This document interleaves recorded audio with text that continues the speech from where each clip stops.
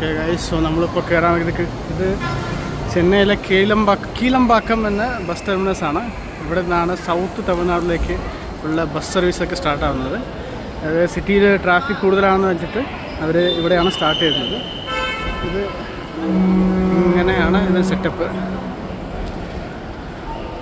Platform 1, 2 ഇവിടെയാണ്. Restaurants ഇവിടെ ഉണ്ട്, കാണാൻ പറ്റുമായിരിക്കും.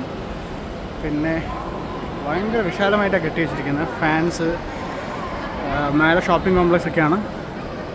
നമ്മൾ പോകാൻ പോകുന്ന ബസ് വരുന്നത് പ്ലാറ്റ്ഫോം നമ്പർ 10-ലാണ്. ഇത് ആക്ച്വലി പ്ലാറ്റ്ഫോം 3, 4, 5-ക്കുള്ള സെറ്റപ്പാണ്. ഇവിടെ സ്റ്റേറ്റ് ഗവൺമെൻറ് ബസ്സൊക്കെയാണ് വരുന്നത്. ഇത് വന്നിട്ട് സ്റ്റേറ്റ് ഗവൺമെൻറ്റിൻ്റെയാണ് 6, 7, 8, 9. ഇവിടെ ആക്ച്വലി പ്രൈവറ്റ് ബസ്സസും വരുന്നുണ്ട്. അത് ഈ ടെർമിനസിലാണ്, ഓംനി ബസ് ടെർമിനസ് എന്ന് പറഞ്ഞിട്ട് 10, 11, 12.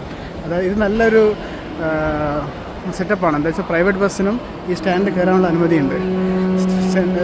ഇതൊക്കെ വന്നിട്ട് ഇതുവരെ 9 വരെ പ്ലാറ്റ്ഫോം ഉള്ളത് സ്റ്റേറ്റ് ഗവൺമെൻറ് ബസ്സസിനും, ഇത് ഓംനി ബസ് വേണ്ടി ഇത് ആക്ച്വലി പ്രൈവറ്റ് ബസ്സസിന് വേണ്ടിയിട്ടുള്ള സെറ്റപ്പാണ്. ഇവിടെ പ്ലാറ്റ്ഫോംസൊക്കെ കാണാം, ഏതൊക്കെ വണ്ടി എവിടെയൊക്കെയാണ് പോകുന്നതെന്നൊക്കെ കാണാൻ പറ്റും. നല്ല ഫെസിലിറ്റിയാണ്. ഇങ്ങനത്തെ ഫെസിലിറ്റി ശരിക്കും കേരളത്തിൽ വരണം. കേരളത്തിൽ സ്റ്റേറ്റ് ഗവൺമെൻറ് ബസ്സിന് തന്നെ കയറാൻ സാധ്യമില്ല. ഓക്കെ, പക്ഷേ ഇത് ആക്ച്വലി ഇവർ ചെന്നൈ സിറ്റിയിൽ നിന്ന് അറൗണ്ട് 30-40 കിലോമീറ്റേഴ്സ് തള്ളിയിട്ടാണ് ഈ ഇത് വെച്ചിരിക്കുന്നത്.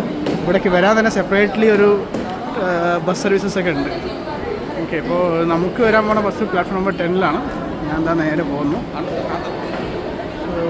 ഇവിടെ നമുക്ക് ഷോപ്പിംഗ് നമ്പർ എല്ലാ സാധനവും ഗംഗാ സ്വീറ്റ്സ്, അതായത് ചെന്നൈയിൽ ഫേമസ് ആയിട്ടുള്ള എല്ലാ ഷോപ്പിംഗ് സാധനങ്ങളും ഇവിടെ കാണാൻ പറ്റും. ഇത് ആക്ച്വലി ഒരു മിനി മോൾ പോലെ തന്നെ എനിക്ക് തോന്നുന്നത്. Okay guys,